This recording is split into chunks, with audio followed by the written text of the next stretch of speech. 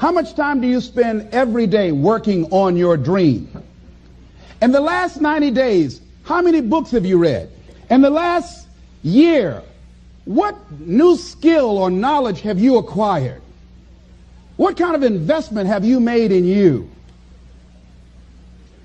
So I'm saying that as you begin to look at where you want to go, if you want to make it today, and things are changing so fast you have to literally run to stand still, I'm saying that you've got to make some conscious effort to begin to work to develop you. Here's something else. Most people are not living their dreams because of fear, ladies and gentlemen. I was in Columbus, Ohio yesterday speaking for a particular Ohio department. A young lady named Karen who greeted me, who organized the event. Very talented, very skillful. And she was talking about she wanted to become involved in the consulting business. I said, why aren't you doing it? I said, you have the abilities. I said, you're not here because they like you. You're here because you're doing the job. You're making things happen. And she came up with all kind of ideas, but finally she said, I guess I can't see myself doing it. I guess I'm afraid. Fear, limited vision, and lack of self-esteem is what keep most people doing things they don't want to do. I flew from Columbus, Ohio to Denver, Colorado to a major communications company. And the person that picked me up at the airport told me about the fact that the company was planning on having a major downsizing. And they offered some of the employees there an early retirement, and some of them will earn as much as $300,000. And they said, this is the last time that you can take this offer. If you don't do it when we have the downsizing, you might be among those who will lose their jobs, and all you will get is your severance pay. And only 50% of the people who were eligible to take the $300,000 took it. The others were afraid to take a chance on themselves. The others couldn't see themselves beyond that company. They couldn't see life after that company. The same reason that people stay in relationships where they're abused or they're unhappy or it's unfulfilling. They can't see themselves beyond that relationship. They can't see themselves enjoying life without that person. They think that this is all that they can do. The same reason that people get stuck at a certain level in life. They can't see things being better for them. And they think that this is it and this is all they deserve. This is all they've ever seen. It's been passed on to them. And they think that this is it for them. Oh, no. I was looking what Dr. Blanton, Smiley Blanton, who is a colleague of Dr. Norman Vincent Peale, what he said about fear. He said, fear is the most subtle and destructive of all human diseases. Ladies and gentlemen, fear kills dreams. Fear kills hope. Fear puts people in the hospital. Fear can age you. Fear, ladies and gentlemen, can hold you back from doing something that you know within yourself that you're capable of doing, but it will paralyze you. And it seemed like you're in a hypnotic spell. And I ask you a question, what is the benefit? What's the benefit of allowing fear to hold you back? What's the benefit of giving up on yourself? Of not stepping out on life and taking life on? What is the benefit for you? What's the plus in that? It's one of the things I had to ask myself. So I didn't want to make any mistakes. I wanted everybody to like me. I wanted to be perfect the first time I did something. It's not going to happen.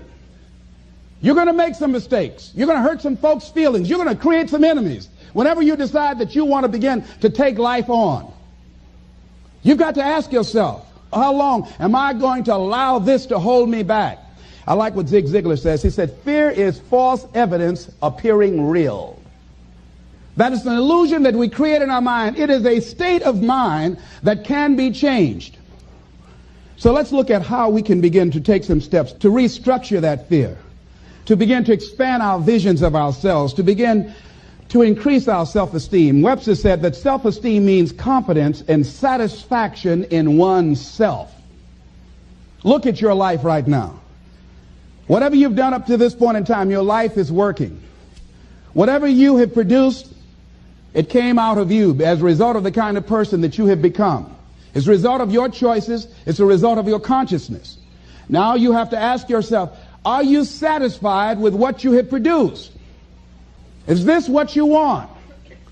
Would you like for things to be better than this?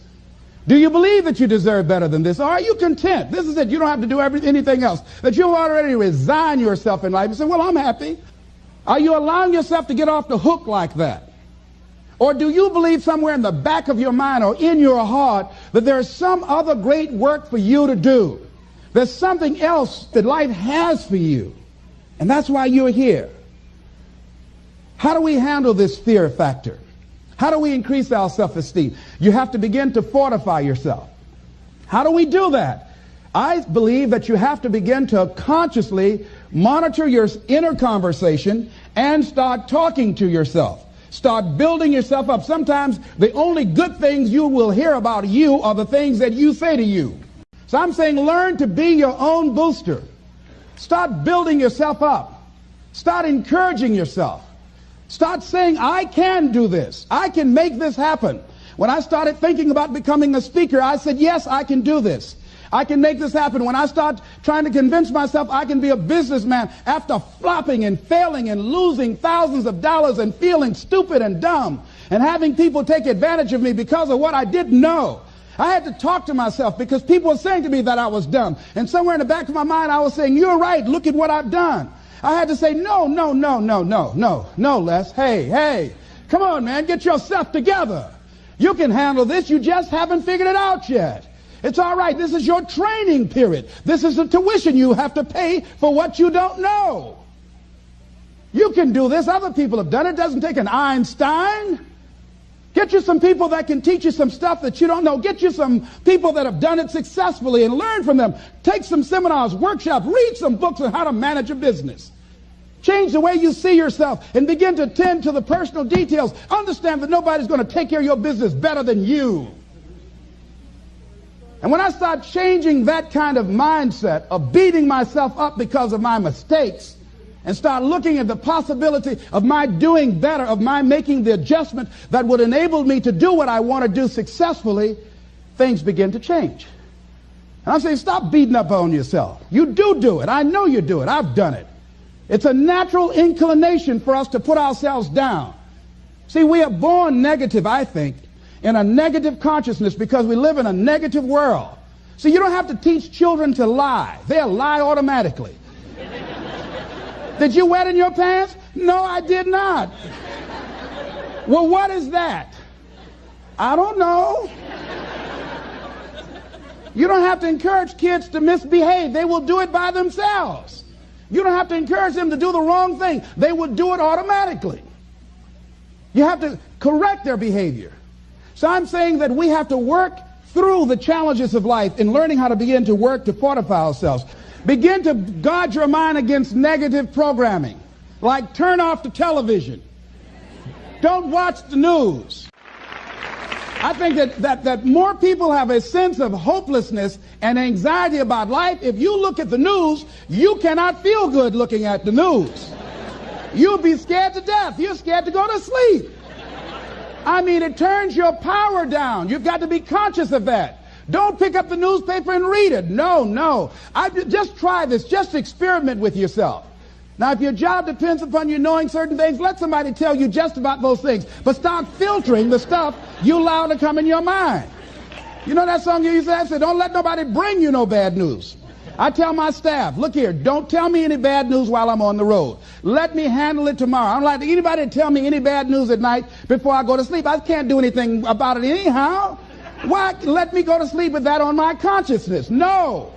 And my staff, they know that. Say, let it wait till tomorrow. And I have a period of time. Tell me bad news between 10 o'clock and 12 noon. After I prayed and meditated and read my books, I'm fortified. I'm ready to handle it. I deal with it, and I'm out of there, and I'm going on to something else.